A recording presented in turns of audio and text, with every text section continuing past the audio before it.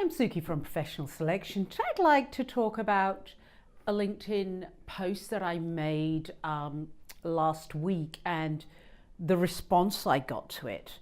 Just to give you a bit of background, I'd actually advertised for a team leader position with one of my clients, and I'd asked candidates to send me an email with their CV. I actually had a great response. All but one candidate done exactly that. They sent me their details via email with a cover letter and what have you. But this one particular individual sent me a two-liner with their name and saying they are applying for this role and we need to talk. Interesting. My response to that was, okay, let me, as I know nothing about this individual, let me look him up on LinkedIn. Looked him up on LinkedIn, very generic name. 5 or 6 different profiles came up. None of them were relevant to the staffing industry, so I don't know which person this was. So I emailed back and asked this particular candidate for a CV.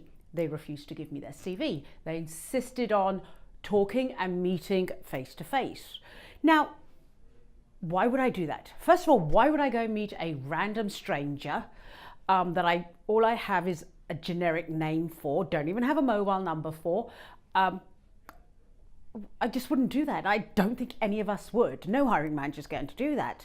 But I put it on LinkedIn to see what my network thought I should do. And I got a really interesting response. To be honest, I was really interested to hear how other candidates would feel if they'd applied for this job and this individual was able to bypass the process and so forth. I was expecting candidates to say, no, you should continue seeing them. So what? He's differentiating himself. But actually the response was really interesting. A lot of candidates felt that this particular individual should follow process and it wasn't fair on them who had followed the process. From my recruiting friends, I got pretty much a mixed bag response. Some were saying, okay, this individual's differentiating themselves, so that's great, they're standing out from the crowd, so to speak. And other individuals were like, absolutely not, you've got somebody here that does not follow process, despite me asking them to follow process a couple of times.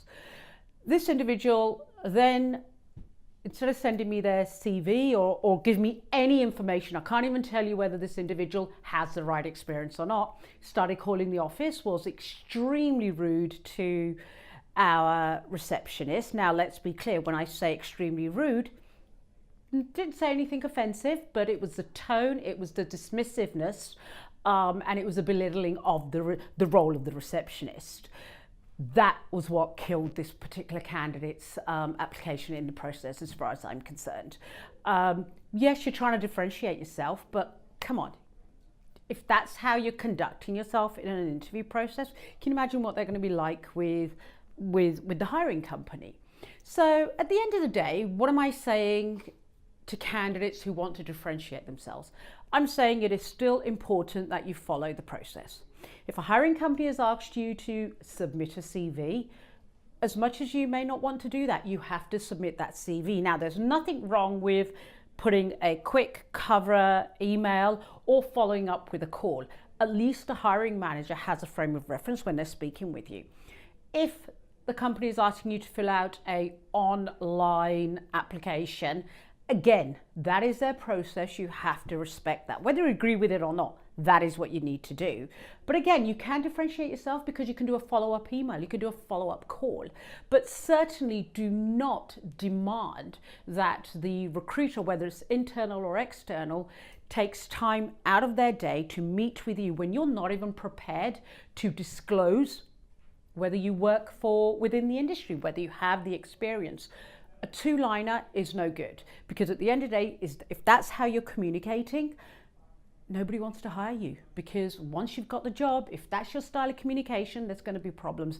I've never yet had a client say to me, can you find me somebody that's rude and only does two-liner communications and doesn't follow process? Anyhow, I'm sure there's many other opinions and views. Would love to hear your comments.